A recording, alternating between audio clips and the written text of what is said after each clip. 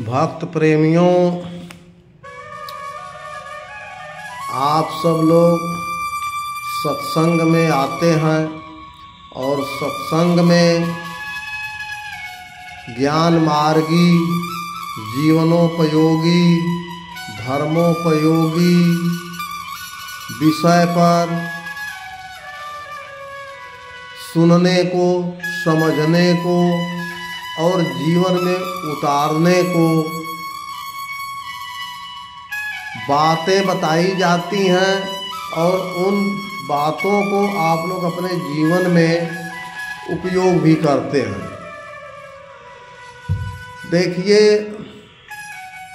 गुरु का स्थान तो सबसे ऊंचा है, लेकिन पाखंडी गुरुओं से भी हमें बचने की आवश्यकता है। आज समाज में तरह तरह के जादू खेला दिखाने वाले लोग भी हैं, लेकिन तत्वज्ञानी गुरु की महिमा अपरंपार है। हमें तत्वज्ञानी गुरु की ही पहचान करना चाहिए। बच्चा बैठ जा भाई, बच्चे को आप लोग बैठाइए और ध्यान से आप लोग बातों को सुनिए। बच्चे जरूरी हैं, लेकिन बच्चों को थोड़ा सा आप लोग शांत करके रखें ताकि सत्संग का आनंद मिले और बच्चों में अच्छे संस्कार आएं। हमारे सत्संग का मूल उद्देश्य यही है। बोलिए सियावर रामचंद्र की जय। जबले न देखो आपन नैनी, तबले न मानो गुरु की बैनी। ये हमारे एक संत कहा करते थे। जबले न देखो आपन नैनी,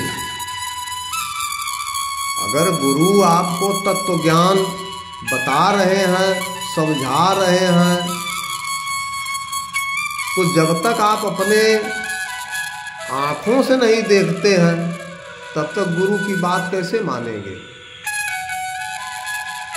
जब गुरु के ज्ञान से आपको स्वयं के आँखों से परमात्म तत्व का अनुभव होने लगता है,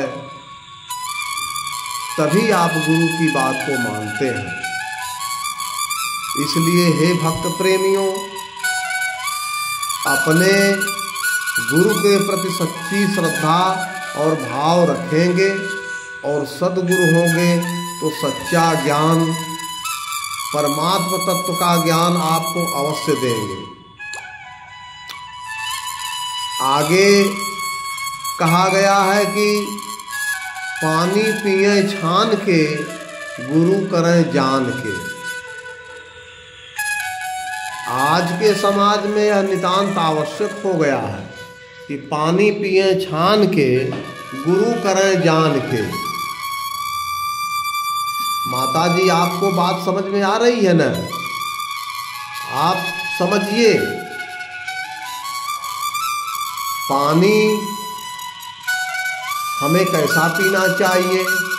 शुद्ध, साफ, स्वच्छ पानी जो हमारे शरीर के लिए नितांत आवश्यक है। उसी तरीके से परमात्म तत्व के ज्ञान के लिए हमें वैसे ही गुरु की आवश्यकता होती है।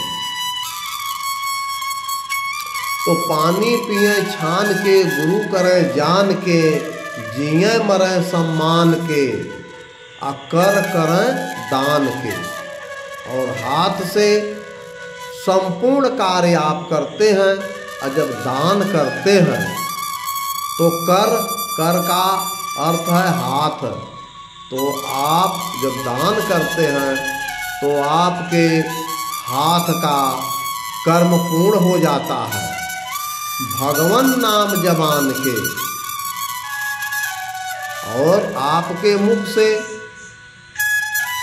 तमाम वाक्य शब्द निकलते हैं, लेकिन जब भगवान नाम, भगवान का नाम जब आपके मुख से निकलता है तो सुख का अनुभव होता है, आत्म आनंदित हो जाता है। इसलिए आपके मुख से, मुखारबिंद से हमेशा भगवान नाम का उच्चारण होना ही चाहिए।